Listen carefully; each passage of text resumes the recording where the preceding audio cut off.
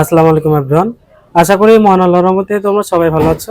আলহামদুলিল্লাহ, আল্লাহর অশেষ রহমতে আমিও ভালো আছি। আজকে আমরা গণিত প্রথম পত্রের অত্যন্ত গুরুত্বপূর্ণ একটা অধ্যায় অর্থাৎ সরলরেখা নামে যে অধ্যায়টা আমাদের বইয়ে দেওয়া আছে সেটা নিয়ে আলোচনা শুরু করবো ইনশাল্লাহ। আমরা একদম বেসিক থেকে অ্যাডভান্স পর্যন্ত এই অধ্যায়ে যতগুলো টপিকস আছে, যতগুলো ম্যাথ আছে, যত টাইপের ম্যাথ আছে, আমরা ইনশাল্লাহ সবগুলো নিয়ে আলোচনা করবো। আমাদের শুধু লাগবে কি ভাই সময়, আমরা ধৈর্য সহকারে এই অধ্যায়টা কমপ্লিট করবো ইনশাল্লাহ। তো আমরা শুরু করব আমাদের আজকের প্রথম লেকচার। আজকে আমরা ভাইয়া সরলরেখা অধ্যায়ের যে টপিকগুলো নিয়ে আলোচনা করব তার মধ্যে রয়েছে স্থানাঙ্ক ব্যবস্থা, পোলার এবং কার্তেশীয় স্থানাঙ্ক ব্যবস্থার মধ্যে যে সম্পর্ক রয়েছে সেগুলো নিয়ে মূলত আজকে আমরা আলোচনা করব। যতটুকু পারা যায় আমরা ইনশাল্লাহ আলোচনা করতে থাকবো, ঠিক আছে? তো আমরা প্রথমে যে জিনিসটা ভাইয়া নিয়ে কথা বলবো, আমি বললাম সেটা হচ্ছে স্থানাঙ্ক ব্যবস্থা।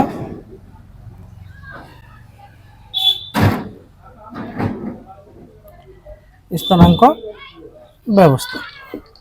আচ্ছা, আমরা ক্লাস 9-10-এ হায়ার ম্যাথে স্থানাঙ্ক ব্যবস্থা সম্পর্কে কিছুটা হলেও আইডিয়া নিয়ে আসছি, তাই না? আচ্ছা, এটা ছিল ভাই এক্স অক্ষ, এটা ছিল ভাই কি ওয়াই অক্ষ, তাই না? এখানে মনে করো যে কোনো একটা বিন্দু আছে পি। দ্বিমাত্রিক স্থানাঙ্ক ব্যবস্থায় এই যে একটা বিন্দু পি এর অবস্থানকে আমরা দুইভাবে নির্দেশ করতে পারি, দুইভাবে ভাই নির্দেশ করতে পারি। একটা হচ্ছে ভাইয়া কার্তেশীয় ব্যবস্থায়,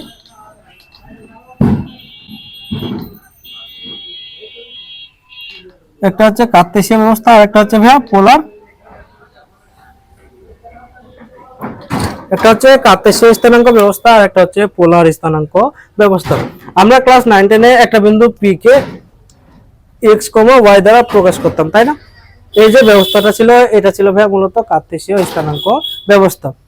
এই বিন্দু স্থানাঙ্ক যদি এক্স ওয়াই হয় তাহলে ভাই আমরা জানতাম এই যে মূল বিন্দু থেকে এদিকে যাওয়া লাগবে এক্স একক দূরত্ব। আমরা এই যে দূরত্বটা ভাই, এই দূরত্বের মান কত? এক্স একক, ঠিক আছে? আর উপরে যাওয়া লাগবে কত ভাই? ওয়াই একক দূরত্ব, ঠিক আছে? এগুলো আমরা ক্লাস 9-10-এ আলোচনা করে আসছি। তো এটা ছিল তাহলে কোন ব্যবস্থা ভাই? কার্তেশীয় স্থানাঙ্ক ব্যবস্থা। এখন আমরা যেটা জানতে চাচ্ছি সেটা হচ্ছে পোলার স্থানাঙ্ক ব্যবস্থা কোনটা, বা এটা এই ব্যবস্থায় কোন একটা বিন্দুকে কিভাবে প্রকাশ করা হয়। আচ্ছা দেখো তো, এটা যদি একটা বিন্দু হয় তাহলে তুমি মনে করো এই মূল বিন্দুতে আছো, তুমি এই মূল বিন্দু থেকে এই পি বিন্দুর কাছে এখন যেতে চাচ্ছ, তাহলে তোমার কাছে দুইটা রাস্তা আছে। কয়টা রাস্তা আছে ভাই? দুইটা রাস্তা আছে।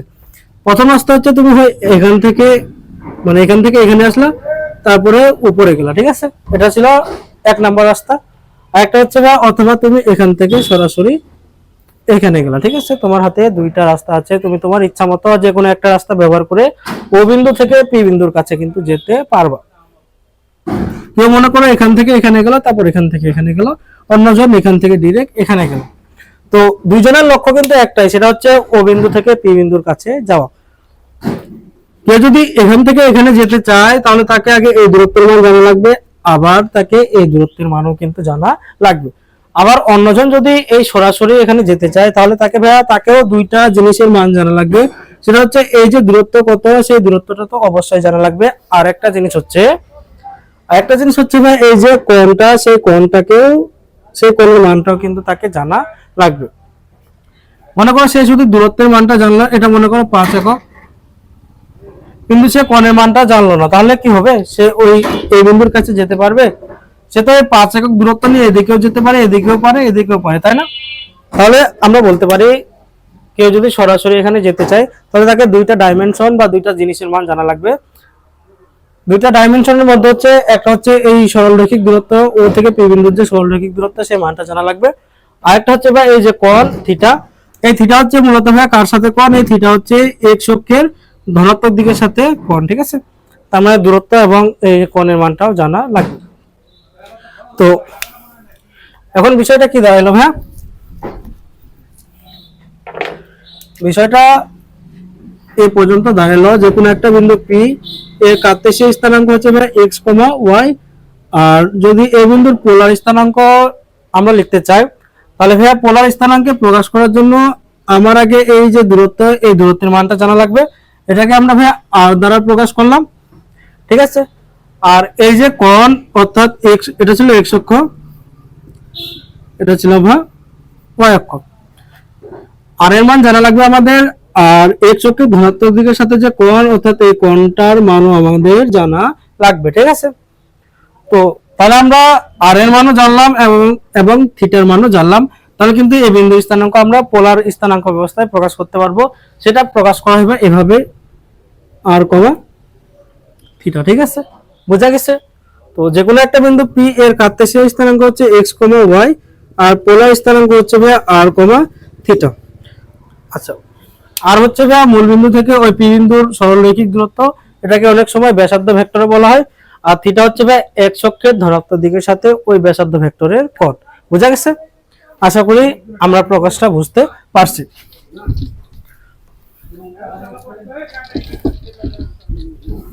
এখন ভাই আমরা দেখব এই দুইটা স্থানাঙ্ক ব্যবস্থায়, অর্থাৎ পোলার এবং কার্তেশীয় স্থানাঙ্ক ব্যবস্থায় দুই একটা বিন্দুর যে সম্পর্ক রয়েছে সেই সম্পর্কগুলো আমরা প্রতিপাদন করার চেষ্টা করব, ঠিক আছে। তো দেখো বিষয়টা,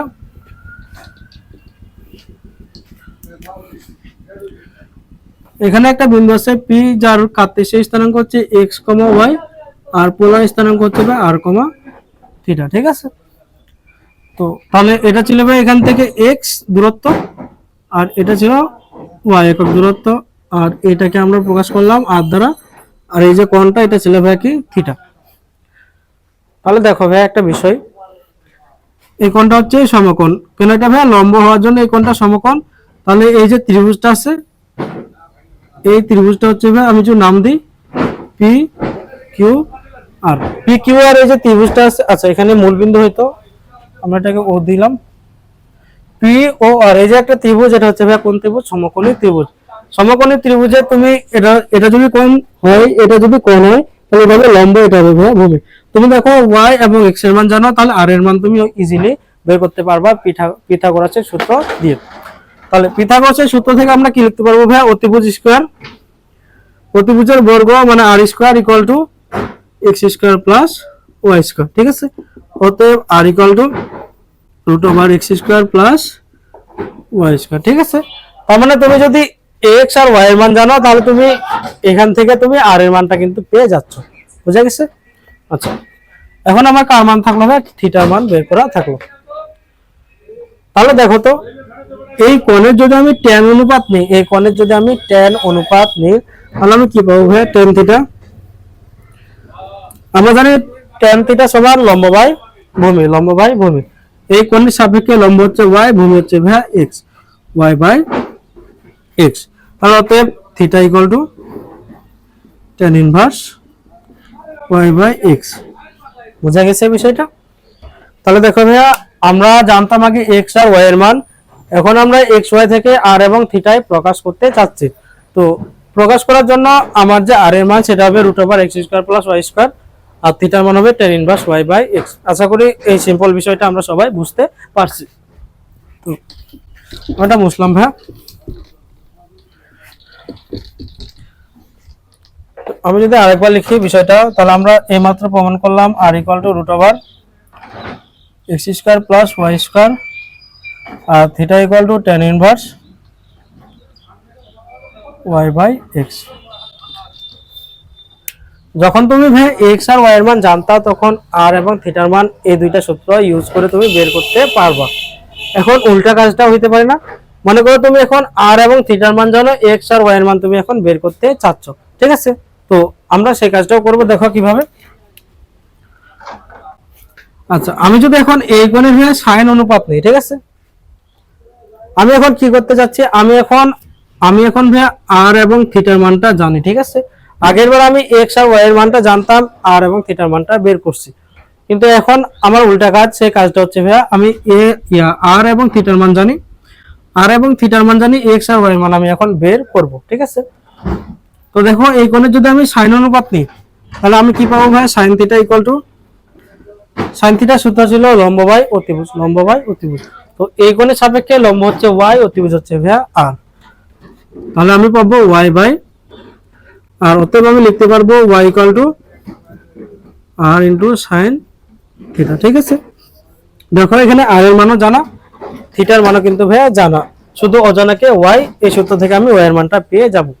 আচ্ছা, একই ভাবে যদি আমি এই কোণের ভাইয়া কজ অনুপাত নিই, তাহলে আমি পাবো কি? Cause theta. cos থিটার যে সূত্র ছিল সেটা হচ্ছে ভাই cos থিটা সমান ভূমি বাই অতিভুজ, ভূমি বাই অতিভুজ। এই কোণের সাপেক্ষে ভূমি হচ্ছে x, অতিভুজ হচ্ছে ভাইয়া r। তো ভূমি হচ্ছে কি ভাইয়া x, অতিভুজ হচ্ছে ভাইয়া r। তো অতএব আমি লিখতে পারবো x equal to r cos theta.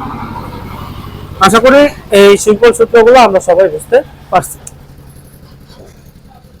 যখন আমি x আর y এর মান জানতাম তখন যদি r এবং থিটার মান বের করি তখন আমি r এর মান লিখবো এটা, থিটার মান হচ্ছে এটা। আবার যদি উল্টা কাজটা আমি করি অর্থাৎ r এবং থিটার মান আমি জানি, x y এর মান আমি বের করব, তাহলে আমি লিখতে পারবো x equal to r cos theta, y equal to r sin theta. বুঝা গেছে? আশা করি তোমাদের মাঝে এটা ক্লিয়ার হয়ে গেছে। তো আমি যদি এখানে লিখি ভাই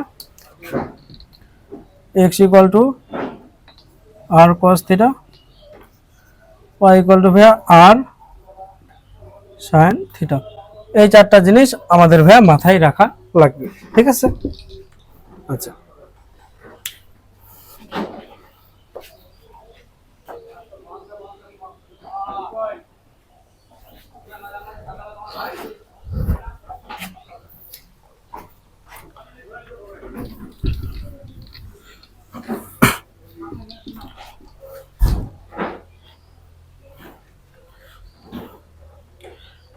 তবে আমরা একটা বিন্দুকে পোলার থেকে কার্তেশীয় এবং কার্তেশীয় থেকে পোলারে কিভাবে রূপান্তর করা হয় সেই রূপান্তরের যে সূত্রগুলো ছিল ভাই সেগুলো প্রতিপাদন করলাম এবং সেই সূত্রগুলো নিয়ে আমরা মূলত আলোচনা করলাম। তো এখন আমরা আরেকটা জিনিস দেখবো, সেটা হচ্ছে ভাই থিটার মান নিয়ে একটু কথা আসছে এখানে। আচ্ছা, থিটার মান বলতে কি ভাই, আচ্ছা একটা বিন্দু সেটা এখানেও অবস্থান করতে পারে, এখানেও অবস্থান করতে পারে, এখানেও অবস্থান করতে পারে ভাই, এখানেও অবস্থান কিন্তু করতে পারে। তো এই দূরত্ব মনে করো কোনো কারণে সবার জন্য সেম হয়ে গেল। ঠিক আছে ভাই, মানে এটা যে দূরত্ব, এটাও সেই দূরত্ব, এটাও সেই দূরত্ব, এটা হচ্ছে সেই একই দূরত্ব। দূরত্বগুলো একই হইলেও ভাইয়া কিন্তু যে কোণের মানগুলো আছে না, এগুলো কিন্তু সবার জন্য ভিন্ন ভিন্ন। ঠিক আছে? তার মানে আমাদের এখন কাজ হচ্ছে কোণ চতুর্ভাগে থিটার মান কত সেই থিটার মানটা আমাদের বের করা। ঠিক আছে? বোঝা গেছে? আমরা সেই কাজটা এখন করতে যাচ্ছি। তাহলে দেখো ভাইয়া,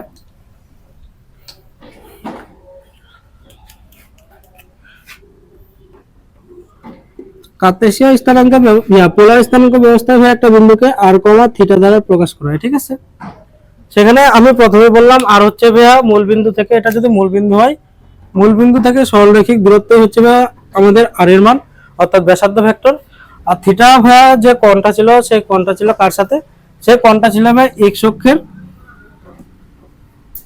আমাকে মনে রাখা লাগবে ভাইয়া এই যে থিটা, এই যে কোণ, এই কোণটা ছিল ভাই x অক্ষের ধনাত্মক দিকের সাথে। আমাদের এটা ভুল করলে চলবে না, আমাদের সবসময় মনে রাখা লাগবে থিটার মান হচ্ছে x অক্ষের ধনাত্মক দিকের সাথে যে কোণ সেটা হচ্ছে থিটার মান। তো তাহলে দেখো, আর এই বিন্দুর যে কার্তেশীয় স্থানাঙ্ক সেটা হচ্ছে ভাই x, y। তাহলে এটা হচ্ছে ভাই x আর এটা হচ্ছে ভাই y। ঠিক আছে? তো প্রথম চতুর্ভাগে যদি আমি থিটার মান বের করি ভাইয়া, কোথায় প্রথম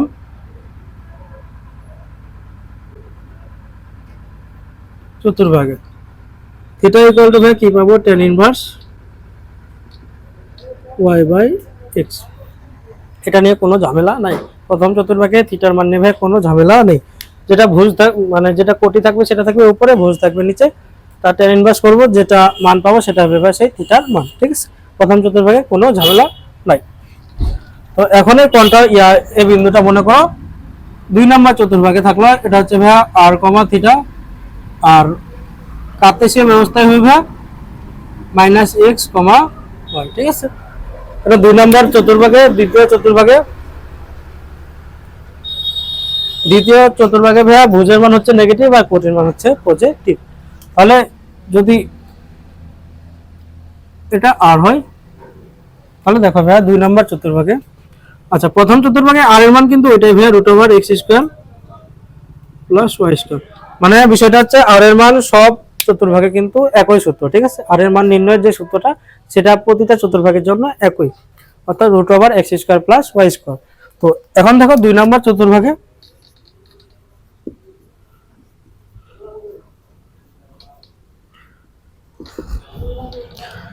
তাহলে দেখো ভাইয়া দ্বিতীয় চতুর্ভাগে আর ছিল ভাইয়া রুট ওভার ভুজের উপরে বর্গ, ভুজ হচ্ছে -x, এটার বর্গ প্লাস y এর উপরে বর্গ। তার মানে দেখো মাইনাসের উপরে যদি বর্গ থাকে তাহলে সেটা ক্যান্সেল আউট হয়ে যাবে, প্লাস y স্কয়ার। দেখো প্রথম চতুর্ভাগে আর এর মান যা পাইছিলাম, দ্বিতীয় চতুর্ভাগে আর এর মান নির্ণয়ের যে সূত্র সেটা কিন্তু একই।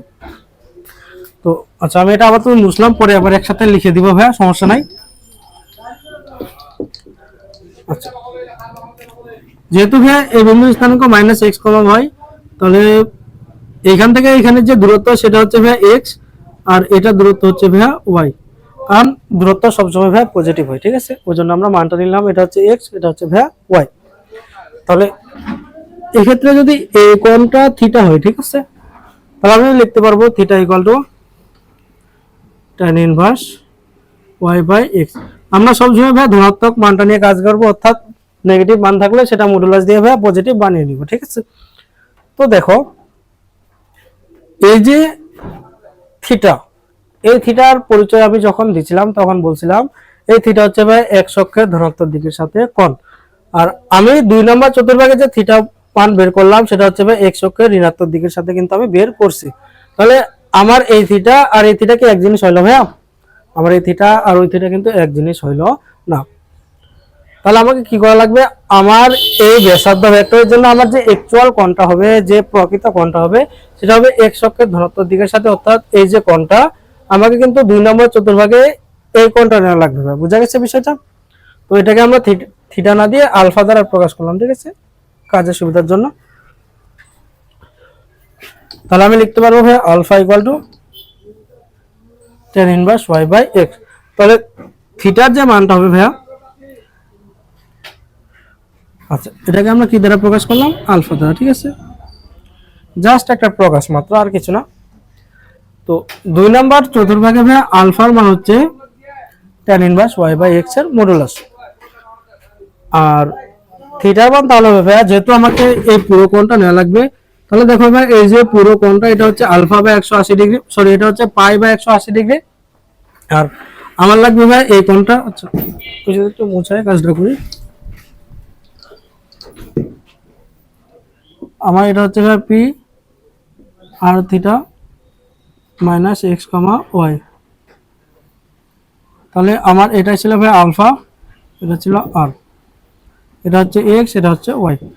আমি আলফার মান পাইছি tan inverse y by x, আমার লাগবে থিটা।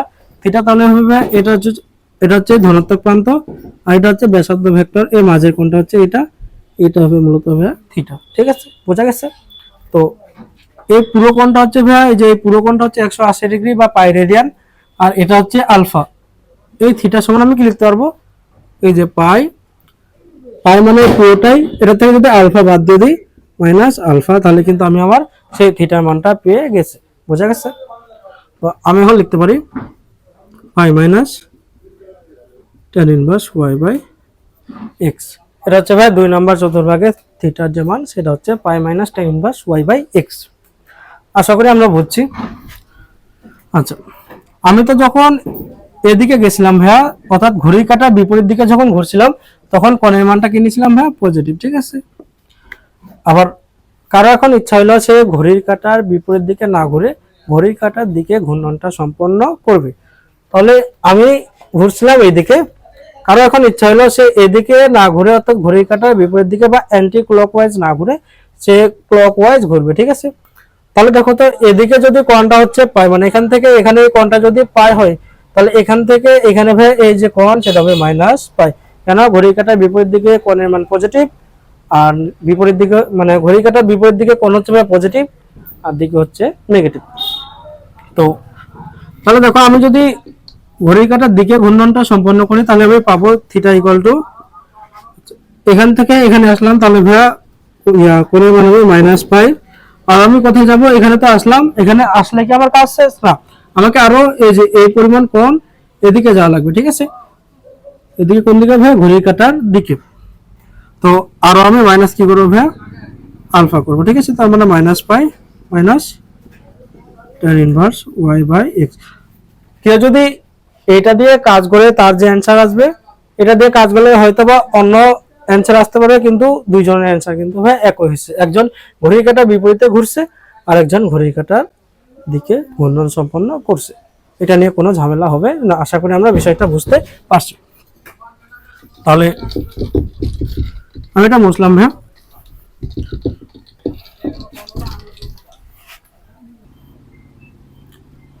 তো ভাই ওই বিন্দুটা যদি এখন 3 নাম্বার চতুর্ভাগে থাকতো, মনে করে এখানে আছে পি এক্স কমা ওয়াই অথবা পোলারে ভাই আর কমা থিটা, ঠিক আছে। তাহলে এই যে মান, আচ্ছা 3 নম্বর চতুর্ভাগে ভাই ভুজও নেগেটিভ, কোটিও কিন্তু নেগেটিভ, আমরা এই কথাটা কিন্তু সবাই জানি। মনে করো এটা হচ্ছে এক্স অক্ষ আর এটা হচ্ছে ভাই ওয়াই অক্ষ। মনে করো এখানে ওই বিন্দুটা আছে, সেটা হচ্ছে ভাই কার্তেশীয় ব্যবস্থায় minus x comma minus y, আর পোলার ব্যবস্থায় হবে আর কমা থিটা, ঠিক আছে। তাহলে আচ্ছা মনে করো বিন্দুটা এখানে আছে, তাহলে এটা হবে দূরত্ব এক্স, এই দূরত্ব হচ্ছে ওয়াই, আর এই যে কোণ এটাকে আমরা কি দ্বারা প্রকাশ করলাম, আলফা দ্বারা, ঠিক আছে। আমি দূরত্ব বুঝাইছি ভাই এক্স দ্বারা আর ওয়াই দ্বারা, কিন্তু আমি দূরত্বকে বুঝাইছি, আর স্থানাঙ্ক হচ্ছে minus x comma minus y. তো দেখো বিষয়টা কি হচ্ছে, আমি যদি টেন আলফার মান বের করতে চাই, টেন আলফা ইকুয়াল টু ভাই ওয়াই বাই এক্স, অতএব alpha equal to tan inverse modulus y by x. আমি একটু আগে বললাম আমরা মানটা নিয়ে কাজ করবো, ওই জন্য নেগেটিভ থাকলে মডুলাস দিয়ে সেটাকে পজিটিভ বানিয়ে নিব, ঠিক আছে। তো আচ্ছা তাহলে কি ভাইয়া এই যে থিটা, এই থিটা আর এই আলফা কি এক জিনিস? এক জিনিস না। আমার থিটা হওয়া লাগতো এই যে এক্স অক্ষের ধনাত্মক দিকের সাথে এই কোণটা, মানে এই কোণটা হওয়া লাগতো আমার থিটা, বোঝা গেছে। তো আমি যদি এখন থিটার মান বের করতে চাই, তাহলে থিটা ইকুয়াল টু আমি লিখতে পারবো, দেখো যদি আমি ঘূর্ণনটা ঘড়ির কাঁটার বিপরীত দিকে ঘুরি, মানে এই যে অ্যান্টি ক্লকওয়াইজ যদি আমি ঘূর্ণনটা সম্পন্ন করি, তাহলে এটা হচ্ছে ভাই ব্যাসার্ধ ভেক্টর আর, তাহলে এই ব্যাসার্ধ ভেক্টরের সাথে এই এক অক্ষের ধনাত্মক দিকের সাথে যে কোণ, সেটা হবে মূলত আমার থিটার মান। তো এই কোণটা হচ্ছে ভাই দেখো এখান থেকে আমাকে আগে এখানে পাই একক কোণ যাওয়া লাগবে, তারপর এখানে আবার আলফা পরিমাণ কোণ এদিকে আসা লাগবে। তাহলে থিটার মান যদি আমি লিখি, তাহলে আমি লিখতে পারবো pi plus alpha equal to pi plus tan inverse y by x. কোণটা নিব আমরা পজিটিভ মান, বোঝা গেছে। আমি এটা কখন লিখলাম, যখন আমি ঘড়ির কাঁটার বিপরীত দিকে ঘূর্ণনটা সম্পন্ন করছি। আবার কারো এখন ইচ্ছা হলো সে এদিকে না ঘুরে সে এই যে ঘড়ির কাঁটার দিকে ঘূর্ণনটা সম্পন্ন করবে, তাহলে তার ক্ষেত্রে কি হবে দেখো, তার ক্ষেত্রে যদি আমি লিখতে চাই থিটা ইকুয়াল টু, তাহলে এটা হচ্ছে এক্স অক্ষের ধনাত্মক প্রান্ত, এটা হচ্ছে সেই ব্যাসার্ধ ভেক্টর, আমার কাঙ্ক্ষিত কোণ হচ্ছে এই যে এখান থেকে এটা, ঠিক আছে। তো এই কোণটা বের করার জন্য ভাই আমি কাজ করবো এখন, এই যে পুরো কোণটা এটা হচ্ছে ভাই মাইনাস পাই, পাই হচ্ছে কোণের মান আর ঘড়ির কাঁটার দিকে হওয়ার জন্য নেগেটিভ, ঠিক আছে। মাইনাস পাই নিলাম, মানে আমি এখান থেকে এখানে চলে আসলাম, আবার এই কোণটা আমি বেশি চলে আসছি না, তাহলে এই কোণটা আমাকে ভাই কি করা লাগবে, বিয়োগ করা লাগবে। তো তাহলে আমি লিখতে পারবো মাইনাস পাই, আচ্ছা মাইনাস পাই, আচ্ছা এখান থেকে আমি যদি এটা বেশি চলে গেছি, আমি এটা কি করবো মাইনাস মাইনাস আলফা, বোঝা গেছে।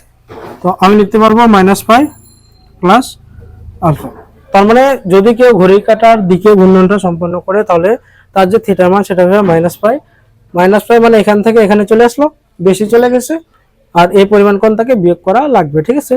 তাহলে যদি এখান থেকে সে এদিকে ঘূর্ণনটা সম্পন্ন করে, মানে ঘড়ির কাঁটার দিকে যদি ঘোরে, তাহলে থিটার যে মান সেটা হবে মাইনাস পাই প্লাস আলফা। আশা করি 3 নম্বর চতুর্ভাগে থিটার মানটা আমরা বুঝতে পারছি, ঠিক আছে। তো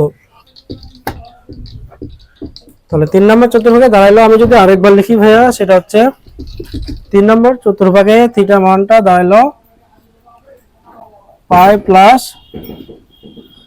tan inverse y by x। এটা হচ্ছে কখন, যখন ঘড়ির কাঁটার বিপরীতে ঘূর্ণনটা সম্পন্ন হবে, অথবা minus pi plus tan inverse y by x। এটা কখন ভাইয়া, যখন ঘূর্ণনটা তোমার ঘড়ির কাঁটার দিকে সম্পন্ন করা হবে। আশা করি 3 নম্বর চতুর্ভাগে থিটার যে মান সেটা আমরা বুঝতে পারছি। তো আরেকটা চতুর্ভাগ বাকি থাকলো, সেটা হবে ভাইয়া 4 নম্বর চতুর্ভাগ।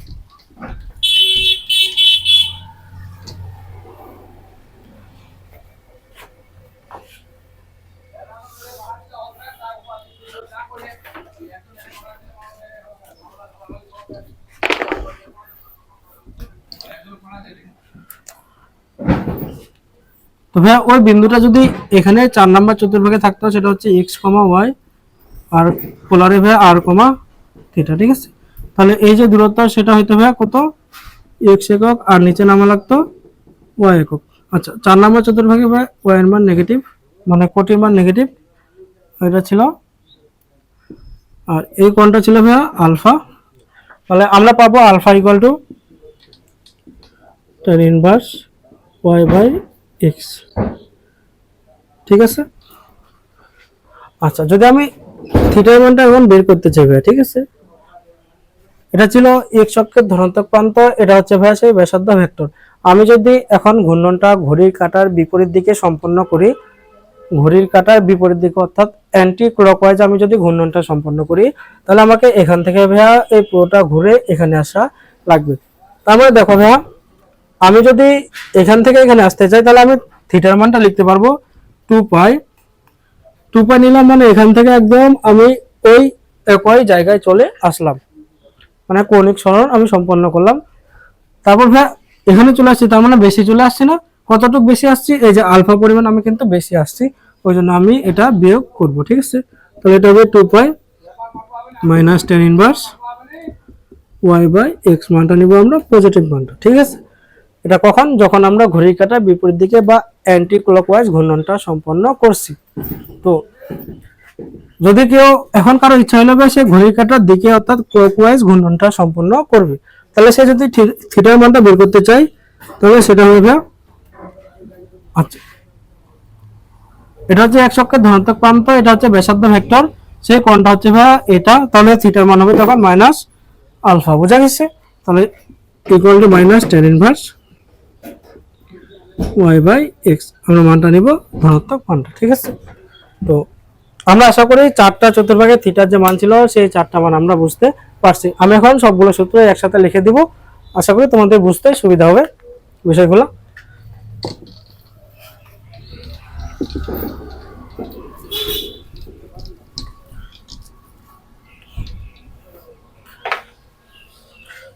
তবে আমরা প্রথমে যে কয়েকটা সূত্র নিয়ে আলোচনা করছি, সেটা ছিল ভাইয়া কার্তেশীয় আর পোলার স্থানাঙ্ক, এই দুইটা ব্যবস্থার যে সম্পর্ক ছিল, সেই সম্পর্কগুলো, মানে সেই সম্পর্ক সম্পর্কিত যে সূত্রগুলো ছিল সেগুলো আমরা মূলত প্রতিপাদন করছিলাম। সেটা ছিল ভাইয়া r equal to root over x square plus y square, আর থিটা ইকুয়াল টু ভাইয়া ছিল tan ইনভার্স, আচ্ছা আমরা এটাকে আলফা দ্বারা প্রকাশ করছিলাম, আলফা লিখলাম tan inverse y by x, আর এক্স ছিল ভাইয়া equal to r cos theta, y equal to ছিল ভাইয়া আর ইন্টু সাইন থিটা, ঠিক আছে। আর থিটার যে মান সেটা আমরা 4টা চতুর্ভাগের জন্য 4 রকম পাইছিলাম, তাই না? আচ্ছা, আমি যদি এখানেই লিখি, তাহলে ভাই প্রথম চতুর্ভাগে কি ছিল,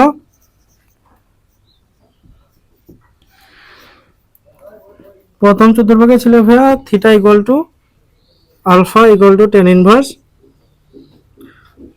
ওয়াই বাই এক্স, এটা কোথায়, প্রথম চতুর্ভাগে। আর দ্বিতীয় চতুর্ভাগে ভাইয়া theta equal to pi minus alpha equal to pi minus tan inverse y by x. এটা কখন ছিল, যখন কেউ ঘড়ির কাঁটার বিপরীত দিকে অর্থাৎ অ্যান্টি ক্লকওয়াইজ যখন কেউ ঘূর্ণনটা সম্পন্ন করবে, তখন যে থিটার মান সেটা হবে pi minus tan inverse y by x. আর যদি কেউ ক্লকওয়াইজ ঘুরতে হয়, এটা হচ্ছে 2 নম্বর চতুর্ভাগ, যদি কেউ এখান থেকে এখানে যেত, তাহলে তাকে ভাইয়া এই যে মাইনাস পাই যাওয়া লাগতো, আরো মাইনাস আলফা পরিমাণ যাওয়া লাগতো, ঠিক আছে। তো তাহলে যদি আমি লিখি minus pi minus tan inverse y by x, আমরা মানটা নিব ভাই পজিটিভ মানটা, ওই জন্য কি ইউজ করবো, মডুলাস ইউজ করবো। আশা করি বিষয়টা বুঝছি। এটা ছিল ঘড়ির কাঁটার বিপরীত দিকে, আর এটা ছিল ভাই ঘড়ির কাঁটার দিকে যদি ঘূর্ণনটা সম্পন্ন করা হয়। তো তাহলে 3 নম্বর চতুর্ভাগে কি ছিল, থিটা ইকুয়াল টু, এই যে বিন্দুটা যদি এখানে থাকতো, তাহলে ভাইয়া ঘড়ির কাঁটার যদি বিপরীতে ঘুরতাম, তাহলে এখান থেকে আমাকে এখানে আসা লাগতো, তাই না? তাহলে অর্থাৎ এটা পাই, আবার এটা ছিল ভাইয়া কি আলফা।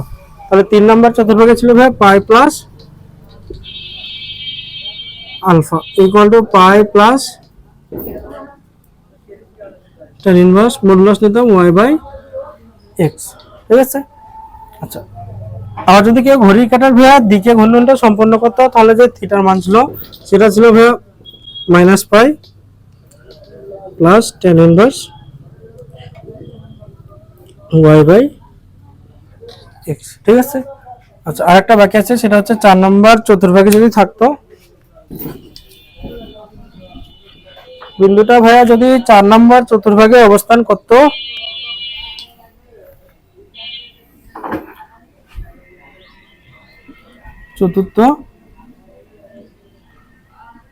চতুর্ভাগে যদি থাকতো তাহলে থিটা ইকুয়াল টু ভাই হয়তো 2 pi minus alpha equal to 2 pi minus tan inverse y/x। এটা কখন? যখন ভাইয়া ঘূর্ণনটা ঘড়ির কাঁটার বিপরীত দিকে সম্পন্ন করা হচ্ছিল। আবার যদি ঘড়ির কাঁটার দিকে সম্পন্ন করা হয় তাহলে থিটা ইকুয়াল টু ছিল ভাইয়া minus alpha equal to minus tan inverse y/x। আশা করি আর এর যে মান এবং থিটার বিভিন্ন চতুর্ভাগে যে মান, সেই মানগুলো কিভাবে নির্ণয় করতে হয় আমরা বুঝতে পারছি। তবে আমরা আমাদের আজকের এই লেকচারকে এই পর্যন্ত সীমাবদ্ধ রাখবো। আজকে আমরা মূলত ওই যে সরলরেখা অধ্যায়টা শুরু করছি। পোলার স্থানাঙ্ক এবং কার্তেশীয় স্থানাঙ্ক, এই দুইটা স্থানাঙ্ক ব্যবস্থার যে সম্পর্কগুলো ছিল, সেই সম্পর্কিত যে সূত্রগুলো ছিল সেগুলো নিয়ে মূলত আমরা আজকে আলোচনা করলাম, এবং বিভিন্ন চতুর্ভাগে থিটার মান যে ভিন্ন হয় সেই থিটার মান নিয়েও কিন্তু আমরা আলোচনা করছি। আমরা মূলত আজকে এই অধ্যায়টা শুরু করছি। আগামী লেকচারে আমরা আজকে যে সূত্রগুলো নিয়ে আলোচনা করলাম সেই সূত্রগুলো সম্পর্কিত যে ম্যাথ প্রবলেমগুলো আছে সেগুলো নিয়ে আমরা ইনশাল্লাহ আগামী লেকচারে আলোচনা করব। তো দেখা হবে ইনশাল্লাহ আগামী লেকচারে। ততদিন পর্যন্ত সবাই ভালো থাকো, নিয়মিত পড়াশোনা করো। ইনশাল্লাহ আমাদের সাথে তোমাদের এই যাত্রা সুসম্পন্ন হবে। সবাইকে সালাম জানিয়ে শেষ করতেছি আমাদের আজকের লেকচার। আসসালামু আলাইকুম ওয়া রাহমাতুল্লাহ।